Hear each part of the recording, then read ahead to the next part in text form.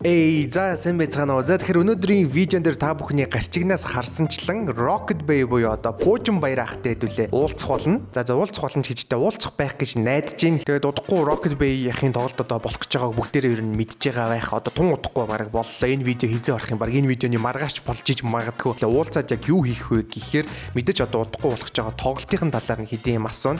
Тэгээд дээрэс нь нэг жоохон фэм маягийн юм хийх гээд байгаа байхгүй. Би угаасаа фэн энэ талаар бас та хэд товч ярий гэж бодож байна. Би нэг 10 хэдэн настай л байсан юм. 16 мургаан настай ч л байсан юм аа. Тэгээ тэр үед би ингээд компьютер дээр найзуудтайгаа тоглоод сууж идэх байхгүй интернетээр Dota моточлоо тоглоод сууж исэн. Тэгсэн чинь манай найзууд айгу хипхоп сонсдог те янз янз хипхоп сонсдог. Би болохоор ерөөсөө хипхоп нэг сонсдгоо ганц хоёр л дуу мэддэг. Тиймэрхүү хүмүүс хүүхдээс байхгүй. Тэгжсэн чинь манай найз энийг хараа юм ингээд шин дуу гарчиж марчиж нэг шин рэпер гарч ирж байгаа юм байна. Шин дуу гарчиж гээл тэгдэг байхгүй. Тэгэхээр наа тийм үү гэж бодоод тухайн үед чинь нөгөө Varid сайтад гэдэг үсэхгүй. Одоо тухайн үед нөгөө нэг хууль бус одоо crackтэй програм тоглоом эсвэл нэг шинээр гарсан хамтлаг дуучдын дуу клип энтрийг гарсан дараад нь тавьчихдаг татаж матаж авдаг гэж сонсч мос үзэж мүцдэг. Тэгээд би татаж аваад ингээд эхлүүлсэн чинь шууд нэг өдөр хаан байсан дээр гэж яг нэг өдрийн хаан эхэлж байгаа байхгүй. Тэгэл би зүгээр эхний яг 10 секундын сонсоод яг шууд ингээд үг мөгн шууд ингээд зүрхэнд орж байгаа байхгүй. Би ч өмнө нь болохоор тэгж дуу мөг ерөөсөө тэгж үг мөгийг ерөөсөө ингээд сонсч нэг айхтар ойлгодгүй байсан. Тэгэл нэг өдрийн хаан яваал яг шууд зүрх сэтгэл рүү ороо надын үгэн ч гэсэн орсон. Тэгэл айгу урам зэрэг аваад за ёстой гоё рэпер гарч ирж байгаа юм байна да гэж бодвол бусд дууг үзгээл нөгөө нэг YouTube руу ороо тайсан чинь G тулгаат тэгээд нөгөө Rocket Bay 3-ын нөгөө микрофоны ард гэдэг дуу өгдөн штэ. Тэрийг би дараа нь сонсож байгаа байхгүй. Тэр дууг сонсчоод Rocket Bay-ийн хэсгийг сонссон чинь бүр ингээд алдсан штэ тэр нэр уусаа тэр хэсэг дээр. Тэгээд YouTube руу ороод үзэж мүтсэн чинь ингээд бүр ингээд зарим нэг бичлэг тархацсан. Тэгээд зарим бичлэгүүдээр бүр алдаг байхгүй. Одоо нэг бичлэг байд юм яг нэг Америкт нэг алдаг.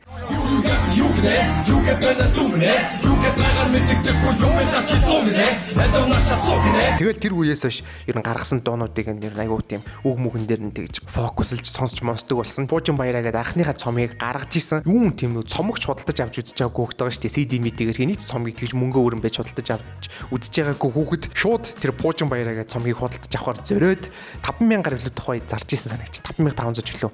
Тэгээд нэг гейжс мөнгө авч яагаад очиод тэр цомгийг авч исэн. Тэгээд тэрхүү одоо худалдаж авч исэн цомог нь яг одоо энэ байна. Яг хэдэн оны санахгүй байна. Ямар ч лсэн нэг 12 11 мегон хавцайлах. Яг энэ цомгийн ингээд битээр нь очиж Hi-Fi Records гэдэг одоо CD зардаг хэлгүүр өгдөө шүү дээ. Одоо яг хаана гэдгийг мэдэхгүй байна. За онголонгууд нэг иймэрхүү тэгээ энэ дээр нь мэдээ CD байгаа. Тэгээ энэ дээр нь бас ном байдаг. Тэгээ энэ номон дээр нь ном ч гэжтэй одоо нэг юм цаас байдаг. Тэгээ энэ дээр нь болохоор яг өөрийнхөө одоо нэрний утга учирыг бичсэн байдаг санагдчих байна. За энэ нь сэтгэл санаа минь дээшээ доошоо left мэт гэдэг энэ нөгөө цомгийнх нь интро одоо дуу гэх юм уу. Тэрнийх нь үг байна. За тэгээд ахын бас залуугийн зураг байна. Хөөе бас залуу байсан биш бай. За энэ болохоор би бол Jigsaw-ын туслах миний үүрэг үнцэн хипхопыг устгах гэх энэ нөгөө нэг дууных нь үг байна тий. Энэ мэн дээр бол үнэн psycho харагдаж байгаа байхгүй. Энэ зураг мөр гэдэгтээ хараагүй магаар удцсан биш тий. Нэрнийх нь утга учир нь энэ дээр байдаг байхгүй. Rocket Bay тэгээд Rocket Bay гэд нийлүүлээд энэ гурван үгийг одоо нийлүүлээд Rocket Bay гэдэг нэр гаргасан шүү гэж тухайн үед ингээд цомгийнхоо энэ дэр ингээд өөрөө үг бичсэн байсан баахгүй. Тэнгүүт энэ нэр нь ямар учиртай юм бэ гэд хүмүүс айгүйг асуудаг байсан. Санагдаж байна би нөгөө нэвтрүүлэгт орохын айгүй үздэг лсэн л да. Нэг ийм цомог тухайн үед гарч ижээ. Тэрийг нь одоо би чад худалдаж авч исэн байна. За тэгээд энэ цомгийг айгүйг сонсдог байсан. Энэ цомог ч гэсэн угаасаа Монголд бол нэлээд дарахсан манай үеийнхэн бол ялангуяа нэлээд сонсож одоо фэн нь болж олон сонсогчтой болсон. За тэгэж явж яагаад дараагийн цомгоо гаргасан. Яг энэ эвдэрхий хүмүүс цомгийг нь бас очиж худалдаж авч исэн. Гэхдээ энийг бас л Hi-Fi-аас ч үлээ мэдгүй. Яг энийг авч исэн үеийг нэгсэн сандгүй маа. Өмнөх цомогтойгоо харьцуулах юм бол арай илүү dark те. Сэдвэн ч гэсэн арай хүнд тэгээ нийгмийн бас болохгүй юмын талаар дуулдаг нэг иймэрхүү цомог байна. За нэг иймэрхүү харагдаж байна. За энэ нөгөө алдартай зураг штэ. Энэ зураг бас нэг хэсэг profile picture-үүд дээр нилээ явдаг байсан. Яг нэг анх Facebook гарч ирж нэлээ хөгжиж яхад те. Онос нь бас юм дууны үгнүүд нь байна. Гэхдээ дууны үгнүүдээ баг бүтнээр нь бичсэн юм байна. За нэг юм байна. Be strong гэдэг. Хоёрт бас Mobicom бас ивент тэгжсэн. Guys, Mobicom гэснээс Mobicom бас энэхүү тоглолтыг спонсорлж байгаа. Тэгээд дээрэс нь би бас Mobicomтай хамтран ажиллаж байгаа. Тийм болохоор та бүхэнд гялс нэг хэрэгтэй мэдээг хүргэчихье. Mobicom-ийн Stars гэдэг үйлчилгээ байдаг. За энэ нь болохоор 13 хүртэлх насныханд зориулсан. Хэрвээ та нарын нас 13-аас хэтэрсэн бол бас л хэрэгтэй мэдээ. Ягаад гэхээр дүүнерт чинь юм эсвэл хүүхдэд чинь их хэрэгтэй. Хэрвээ та бүхэн Mobicom-ийн Stars багцын дугаарыг авах юм бол яриатай дататай. Тэгээд ээж авт нь хүртэл бэлэгтэй заяа. За тэгээд бүр та нарын бүр тоглох дуртай Mobile Legends тоглоомны 55 diamond-ыг бас өгж байгааг инээ. Тэгээд бас энийг яриад байгаа нэг шалтгаан нь миний зүгээс 100 ширхэг special box-ыг гаргасан баггүй. Тэгээд Stars-ийн дугаартай болвол энэхүү одоо боксын эзэн болох боломжтой болж байгаа. За тэгээд дугааргүй бол Mobicom дээр очиж шинэ дугаар авч болно. За эсвэл Mobicom угаасаа барьдаг үл яах вэ гэж бодож байгаа бол зүгээр л Stars-ийн картаар цэнэглчихэд түрүүн ярьсан бүх урамшуулал орно. Тэгээд дээрээс нь бас special box-ийн эзэн болох боломжтой байна. За нэг ийм үйлчлэгээ тэнд чинь гараад байна да. Тэгээд бүгдэнд амжилт хүсье. За тэгээд бичлэгээ үргэлжлүүлнэ. Ийм цомог гарч ирснийг нь би бас очоод худалдаж аваад хадгалсан байна. За тэгээ энэ бас нөгөө цомогтойгоо адилхан бас ингээ хадгалтын горимд орсон. За ингэж явж байгаад ах нэг хэсэг чимээг болсон. Нөгөө авьяаслаг монголчууд зонголчууд шүүгээд ч лөө. Тэгээ ямар ч байсан нэг хэсэг чимээг болсон юм а. Би тэгээд шин дуу гарахыг айгүй хүлээдэг гэсэн. Тэгээд шин дуу гарахгүй нэлээд утсан санагдчих байна. За тэгж явж байгаад 16 онд дараагийн цомгоо гаргасан. Энэ бол хариуцлага гэдэг нэртэй цомог байна. Хамгийн ихний дуу буюу одоо хэний хүүхэд вэ гэдэг юм дуу байдаг. Энэ нэг цомгийнхын cover-ын таад хараарай зөө. Бас нэлээд утга учиртай. Тэгээ энэ хэний хүүхэд вэ гэдэг дуу бол яг тухайн үедээ би ингээд амарсаа ойлгохгүй л байсан л та яг үгнийх нь утга учирыг. Гэсэн чи одоо бол нэлээд ойлгодог болсон. Тэгээ нэлээд ойлгодог болсон. Энэ дууг мэдчихэж байгаа хүмүүс намайг одоо ойлгож байгаа бах. За тэгээ тасархай залуу Деважингийн нулимс ганцаарц уус төрч гээд ингээд 9 дуутай. За энэ цомгийг бас тухайн үед нь яг оюутан байсан юм а. Би яг авч ирснээр санаж байна. 16 он байсан баха. Тэгээ оюутан байж байгаа. Тэгээд яг тухайн үед энэ чинь бас инфляц өссөн. Эхний цомог чинь 50000 цагаар авч ирсэн бол энэ чинь 22000-аар авч ирсэн. Бас оюутан хүнд бол 22000 чанга гоох. Анхны сонсолтоо ингээ найзтайгаа хийж байгаа байхгүй яг нэг машиныхаа CD тоглоулагч руу ингээ цомгийг ингээ цаа шин дээр нь гаргаад. Тэгэл энэ хэний хөхт вэ гэл. Эротик бэ гэх нөө эхэлдэж штэ. Эротик бэ гэл. Тэгэл тэр мэрийн сонсол. Тэгэл ингээл тухайн үед чиг цомог аягүй тэгж гоё бүтнээр нь сонсдог байсан. Одоо бол нэг тийм Монгол ялангуяа дуучид рэпрут ч юм уу тэг цомог бүтнээр нь гаргах ерөөсөө бэцэм санагдаад байгаа хөөх. Гаргаж ирсэн одоо 3 цомог нь одоо гуруулаа ингээд CD-гээр байна. Та бүхэн хэрвээ мэдж байгаа бол одоо Odyssey гэж 4 дахь цомог нь гарч байгаа. Гэхдээ тэр цомогийн битээр буюу одоо CD-гээр ч юм уу ямар нэг байдлаар гарах хэсгийг мэдэхгүй байна. Ямар ч л байсан. Бүх дуу нь бол яг YouTube сувгаар нь бол цацагдсан байгаа. За тэгэхээр өнөөдрийн видеоны гол зорилго бол Rocket Bay ахтай уулзахаас гадна яг энэхүү 3 цомог дээр нь гарын үсгийг нь зурулж авъя гэж би бодож байгаа байхгүй.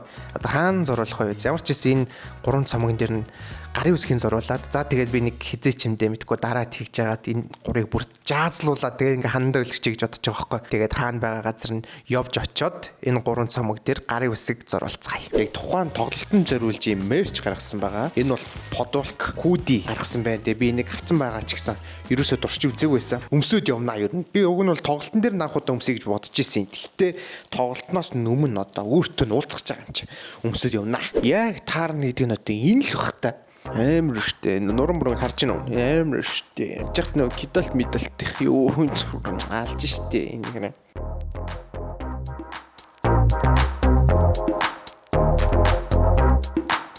Энэ бол ингээд цааш тач гэсэн өмсчгөр. Аюу гой зөөлхөн материалтай. Сто айтах юм байна. За хэдүүлээ ингээд явна. Let's go. Ингээд ахтай уулзахаар явцгаая.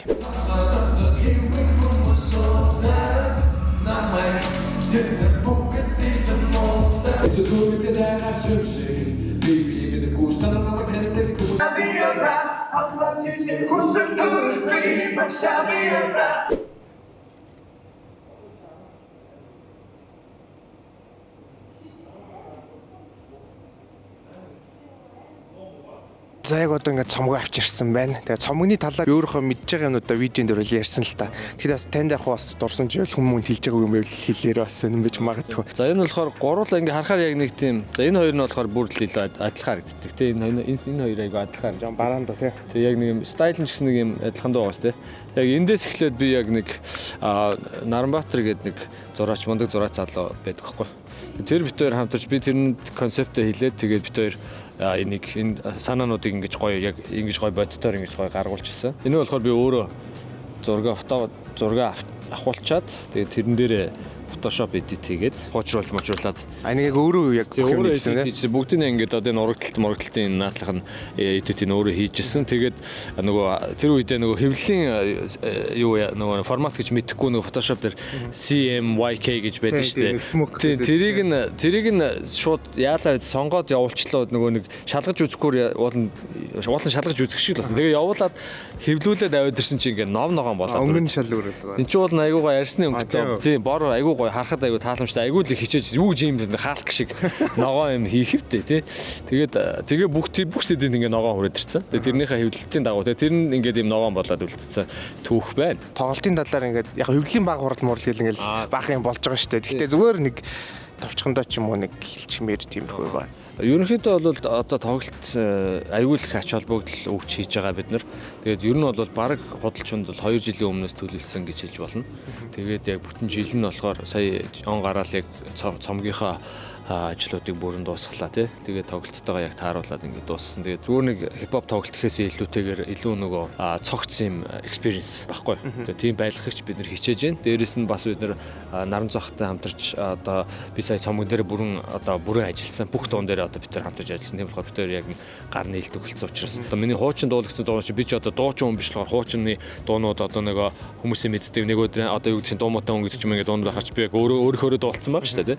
Тэнгүүд чи одоо ингээд яг мэрэгжлийн үнэтэй одоо хэрвээ мэрэгжлийн үнэтэй би тухайн үед ажилласан бол хоолон дээр яаж одоо ямар нэмэлт юм гой юмнууд орж ирэх байсан бэ? Ямар алдаанууд яаж засагдах байсан бэ гэдэг шиг тэр шиг ингэж back vocalist-уудаараа ингэж гоё шин цусын сэлбэж одоо хуучин дуунуудаа шин цусын сэлбэж ингэж хийж байгаа. Хуучин дуунуудаа бол дуулна мэдээж хүмүүсийн нөгөө мэддэг дуунуудыг хуучны дуулууд дуулна. Тэгэхээр тэр дуунуудын аяыг нь болохоор нэг их амар өөрчлөхгүй одоо нөгөө хуучных нь яг дууралт яг үндсэн сүнснүүд нь байгаа гэхдээ нэг өөрчлөхгүйгээр орчин үеийн бас нэг одоо нэг дууралт нь хоцрогдсон байдаг бейсний дууралт гэдэг ч юм уу нэг жоохон хуучин сонсогддөө шүү дээ хуучин аянууд чинь.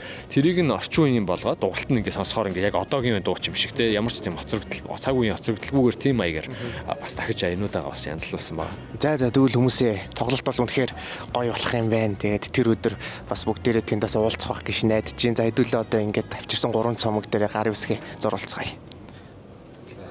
Одоо гүйж өсөж. Тэ одоо ингээд орлуулсан. Тэгж болно шүү дээ.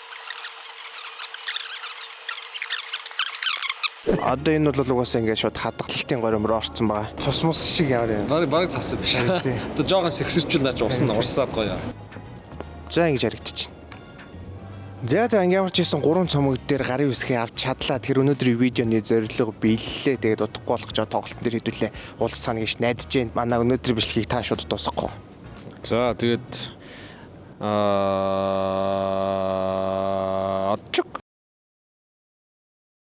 тэгж одоо. Ингээл дуусгачих. Ингээл катчих. За тэгээд Пуужин баяраа тоглолтын дээр хүрэлцэн ирээрээ тэнд уулзцгаая.